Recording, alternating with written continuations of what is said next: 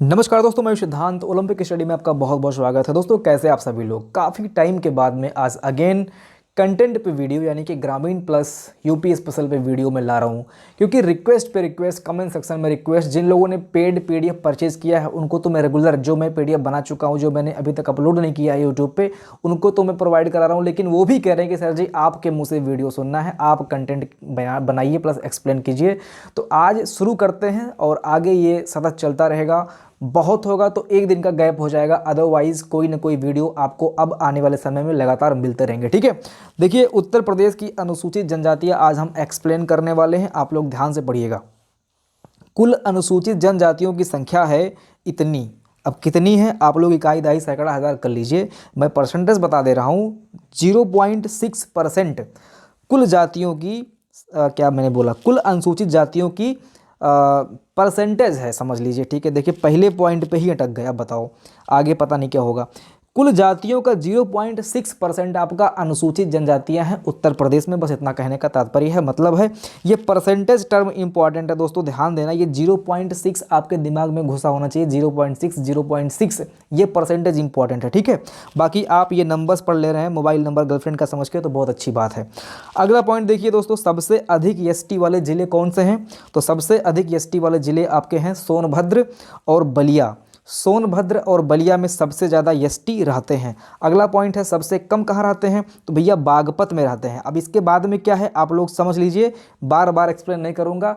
किस में पढ़ाया था मैंने? जनसंख्या में, उत्तर प्रदेश की जनसंख्या में कंप्लीट करा दिया गया है। ठीक है, वहाँ पे मैंने इतने अच्छे से कवर किया है, लास्ट में ब्रह्मास्त्र भी दिया है कि आप जाएंगे देखेंगे तो कंप्लीट हो जाएगा, कोई दिक्कत नहीं है। तो आप बस इतना समझ के चलिए कि सबसे कम एसटी आपका बागपत में है। ओके, अगला पॉइंट देखिए। अब चूंकि यहाँ पे जनजातियों की बात हो रही है तो यहाँ पे हम एससी की बात नहीं करेंगे, ध्यान दीजिएगा। सर जी एससी क्यों नहीं पढ़ा रहे हैं? अब भाई एसटी की बात हो रही है यहाँ पे। ठीक है, ध्यान देना। अगला पॉइंट है, प्रदेश में सूचीबद्ध जनजातियों की संख्या 12 है, मतलब ऑफिशियली 12 जनजातियां हैं। पहले केवल 2 ही थीं, पहले टाइम पे 2 ही थीं, थारू और बुक्सा। इसीलिए थारू और बुक्सा को थोड़ा सा हमने डिटेल भी किया है यहाँ पे। बुक्सा में तो कुछ नहीं है, थारू में थोड़ा सा आपको चीज़ जाननी है। पहले जो थी वो 2 ही थी, लेकिन बाद में 2003 में 10 को और ऐड किया गया। ठीक है, तो 10 को ऐड करने के बाद में टोटल इस टाइम पे हो गई हैं 12।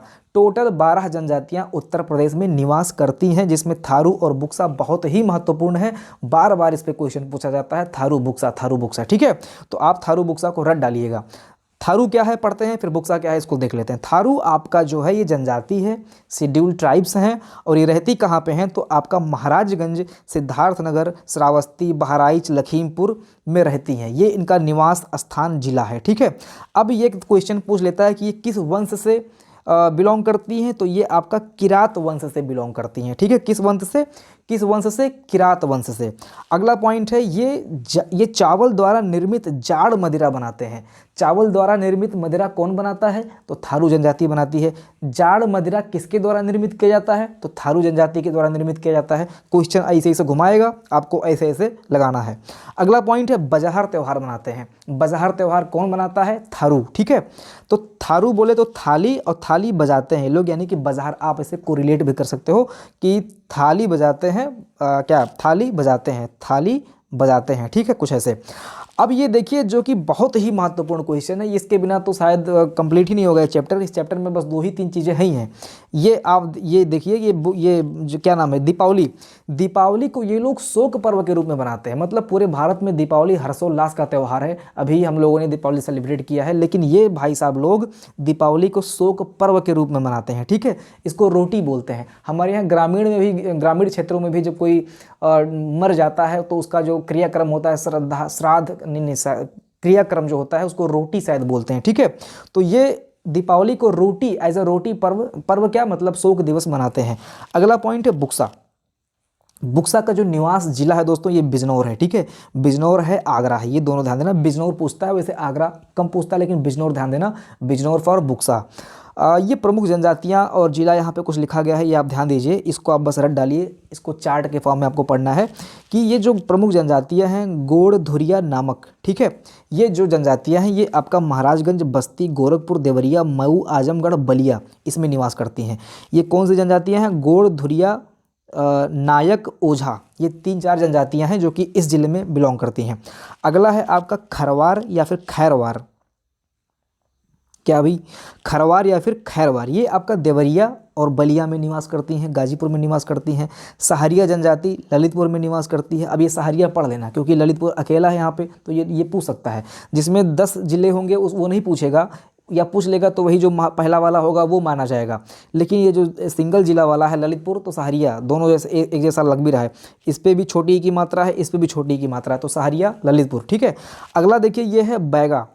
बैगा या फिर परहिया, ये दोनों सोनभद्र में रहते हैं। नहीं, बैगा और परहिया के साथ साथ में ये पंखा, पनिका, अगरिया, पठारी, चेरो, भुइया, भुनिया, ये सारे के सारे सोनभद्र में रहते हैं। तो बार बार अलग अलग पढ़ने से बढ़िया है कि इधर एक साइड में आप लिखिए जनजातियों के नाम और इनको बिलोंग करवा दीजिए सोनभद्र से। ठीक है, और इधर पढ़िए जनजातियों के नाम, इनको बिलोंग कर दीजिए इधर से। और ये खरवार या खैरवार पढ़ लेना दोस्तों, इंपॉर्टेंट ये भी है, देवरिया बलिया गाजीपुर में रहते हैं।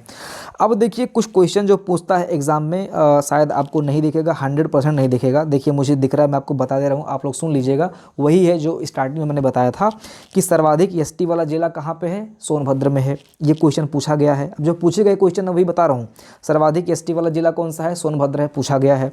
प्रदेश में सर्वाधिक जनसंख्या वाला एसटी कौन है, मतलब किस एसटी की जनसंख्या सबसे ज़्यादा है, तो ये आपका आंसर होगा थारू। ध्यान देना, थारू की जनसंख्या सबसे ज़्यादा है जनजातियों में। किस जनजाति में हिंदू जैसा पर्व वर्ण विभाजन है, किस जनजाति में हिंदू जैसा वर्ण विभाजन है, कि मतलब ब्राह्मण, क्षत्रिय, वैश्य, शूद्र, मतलब जनजातियों में भी ब्राह्मण, क्षत्रिय, वैश्य, शूद्र का विभाजन किया गया है। ये है आपका बुक्सा। बुक्सा में हिंदुओं जैसा विभाजन है। सबसे ज़्यादा जनसंख्या वाली जनजाति थारू है। और लास्ट, कर्मा किस जाति का लोक नृत्य है, तो ये है खरवार का। ठीक है, कर्मा किस जनजाति का लोक नृत्य है, तो ये आपका हो जाएगा खरवार का। और एक इम्पॉर्टेंट क्वेश्चन जो मैंने आपको बताया था कि दीपावली पर्व किस जनजाति में शोक पर्व के रूप में बनाते हैं, तो ये आपका हो जाएगा थारू। तो इस चैप्टर में दोस्तों आपको बस इतना ही पढ़ना है। बाकी अगला चैप्टर आपको जल्द से जल्द आज शाम तक या फिर कल मिल जाएगा। चैनल के साथ बने रहिए, मिलते अगली वीडियो में, मेहनत करते रहिए। जय हिंद।